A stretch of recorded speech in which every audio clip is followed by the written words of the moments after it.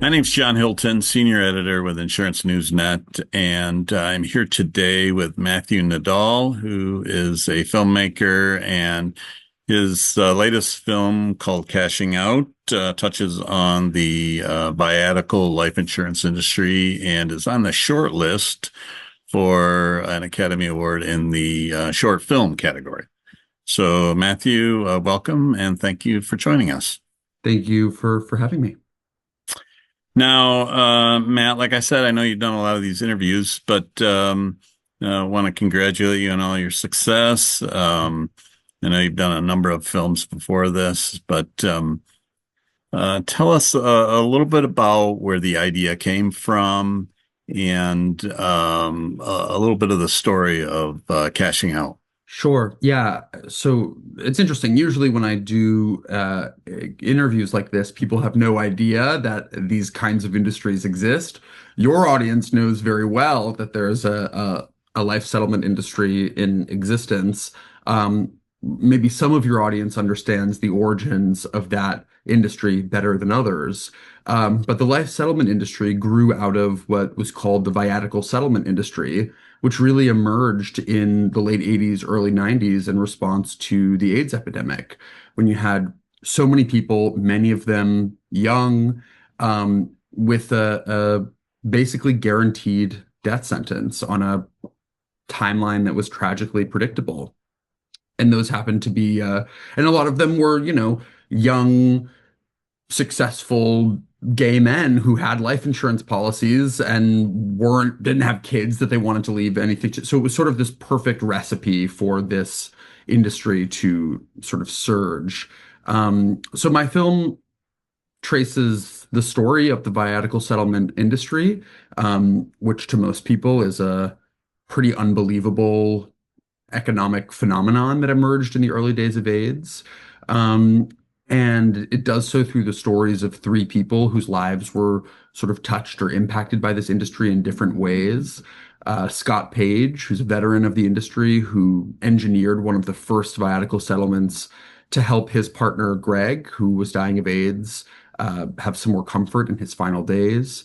Sean Strub, a noted gay activist and ACT UP member who sold multiple life insurance policies and used the money to found a magazine called Pause, which was for many people the only source of good information about HIV and AIDS in the early days of the epidemic.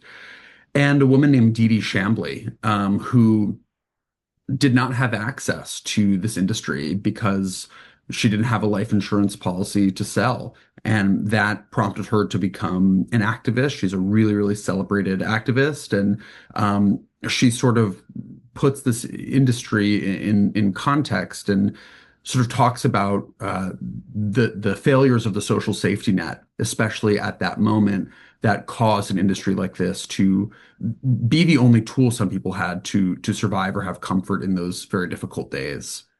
Okay, very good synopsis there. So, Matt, now, as I understand it, your dad was an investor. Spoiler alert. Yeah, Tell us about that. yeah, that's how I found the story. And yeah, I learned that only pretty recently, in 2020, in the early days of our most recent pandemic. And I remember I was on a walk with my dad one day back home in Florida, one of those pandemic killing time walks. And this was at the point when people were talking about the potential for a COVID vaccine, but it didn't exist yet. And I said to my dad, sort of offhand, you know, "I- obviously I would love for a vaccine to be developed and introduced, but I can't help but feel sort of weird that there are some pharmaceutical companies that are going to make a lot of money off of this pandemic that has bankrupted many of my friends and obviously killed and devastated so many people." And he sort of had this like defensive response. He was like, "What do you mean by that?" And that's like totally not how he is. Like he's a pretty mild-mannered guy. And I was like, "Well, what do you mean? Like what's going on?" And he was like, "I think I need to tell you about something." And that's when he told me that in the early 90s, he had been an investor in the viatical settlement industry, that he had bought the life insurance policies of several people who were dying of AIDS and made a profit when they died, and that those profits had been part of what funded my childhood, which is especially eerie given the fact that I'm now a gay man and, you know, so much of the freedom that I enjoy in my life is thanks to progress that was won by AIDS activists who fought for access to healthcare, who fought for recognition of our community and its needs. So I just found myself in this odd position of being sort of having these dual inheritances, of my dad and my community, and making the film was a way to try to understand what the industry was, what it meant for me and my family, what sort of moral debt we might have, if any. And just a way for me to process what all this meant. I'm a filmmaker, as you said, I've made films before this one, so it's just sort of, the way I process the world is by making films, and this was definitely something I needed to process. So was that walk the impetus for you to pursue the film? Yeah, I mean, it was the impetus for me to start researching. I just started digging through archives and trying to figure out what this industry was and how people were thinking and talking about it in those early days. And I sort of and then I started talking to people, sort of, you could call them pre-interviews, but they were really more just like exploratory conversations. And that's when it became clear to me, I think, that there was a film here. And specifically when I spoke with Scott Page, you know, who whose relationship with this industry is so personal by way of his lover, his late lover, Greg. And just when you see it's rare to see a story about, economics have a love story in it, have somebody's real personal, it just felt like this moment where the film sort of emerged in front of me, and it was something I just had to start rolling a camera. Yeah. So I'm really fascinated by all the different ethical questions here, and there are several. But so as you talked to folks and gathered information and interviews, did you find that people were positive on the experience or Yeah. maybe a little bitter about it? I didn't find a lot of bitterness. I gotta say, when I looked back into the archive, which was like my first step, I went to the old, CNN, NBC, CBS uh, archives, and the coverage was really, negative is an oversimplification, but it was really sort of sensationalist. They loved the word ghoulish. It was always, this industry is ghoulish, ghoulish, ghoulish. People called it exploitative and morbid. And, they weren't saying necessarily that it was wrong or bad, though some of them did, but it was really, they were either creating or reinforcing a serious stigma around the industry. And I found that interesting, especially once I started talking to real people and reading, op-eds from the old gay rags, and, hearing voices from the moment who said, we didn't have the luxury to be on some, arms crossed moral high ground saying, well, this is not morally, correct, because we were desperate. The government had left people to fend for themselves. It had sent a message to people with AIDS, especially, queer people and drug users, that suffering and death was all that was available to them, especially in this country. And, you know, people were like, I heard a lot of people say we weren't victims of this industry. We were victims of a culture and a political moment that was content with our deaths. And this was a way that we could band together and innovate and try and survive until medications came out. So it was just such a different message that I heard from the people who had actually survived this era than the message I had heard in the corporate news shows. And that conflict also really intrigued me because it felt like, you know, the news shows were so content to report on how ghoulish this industry is, but they didn't want to report on Reagan's silence about AIDS. They didn't want to report on the real government failures that were causing people to die sooner than they had to. It just felt like this sort of it felt like they were grabbing on the low-hanging fruit of an industry that sort of seems like true crime rather than doing the deep reporting about what was causing people to turn to a resource like this to survive. Right. Yeah. Yeah. As I was researching the story, it reminded me a little bit, a little similar, but obviously different. The situation now where families are forced to go to GoFundMe's, Yeah. because of maybe a healthcare shortage. Completely. No, So, it's totally the same thing. I mean, when the system does not meet people's needs, people have to come up with all these sort of ad hoc duct tape ways to meet they're not just going to lay down and say, "Oh, there's no healthcare available to me. Okay, I'll just die." No, we as humans, even when systems tell us that there is no dignity available for us, we know there is something inherent in us that has the drive to survive and the knowledge that we deserve better. And so, yeah, we turn to things like GoFundMe, we turn to our communities, we turn to weird loopholey industries like the viatical settlement industry was because we're humans. I mean, I think that's our nature is when we're put in a really difficult situation like that, we're forced to innovate. mhm.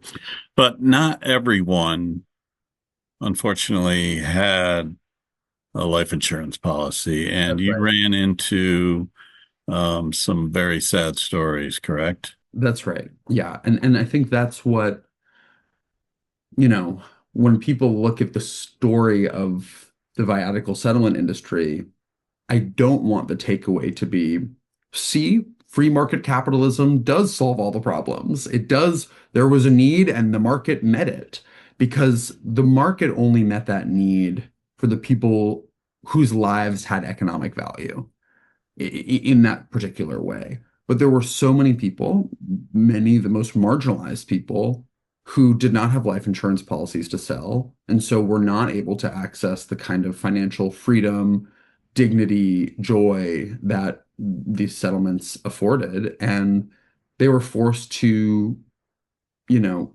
seek those things through other means. And many of them died premature, penniless deaths. People were in boarding houses, people were homeless. You have to remember HIV disproportionately affected drug users. So these are people who are already more likely to be in, economic precarity. And you just think, my dad is in the film. We talked about my personal connection, and my dad is very much a free market guy, always has been, and believes people should, pick themselves up and dust themselves off. But even he said, my work in this industry made it clear to me that people should not have to sell their life insurance policies in order to live. It should be a mode of financial freedom, a mode of liquidity, whatever it is. But as a country, as the richest country in the world, we can do better than that. If people have 6 months to live, they should not be scraping together pennies to avoid homelessness. I just think we are better off as a country, morally, politically. We have a cleaner national conscience if that's not the way our country is. Right, right.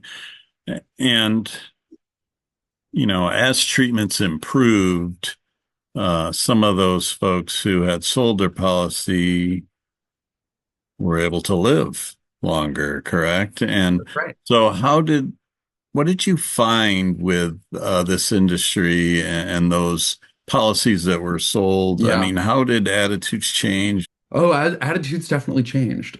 I mean, the premise of this industry was, you know, if it's 1994 and you've got AIDS, it's a pretty sure death sentence. So the question is not whether somebody will die, but when. And that's the bet you're making as an investor when you buy the life insurance policy of one of those people. But then in 1996, effective treatments are introduced. And all of a sudden, people who had been certain, who had gotten sort of these certain death prognoses were living. And, there was a variety of responses from investors.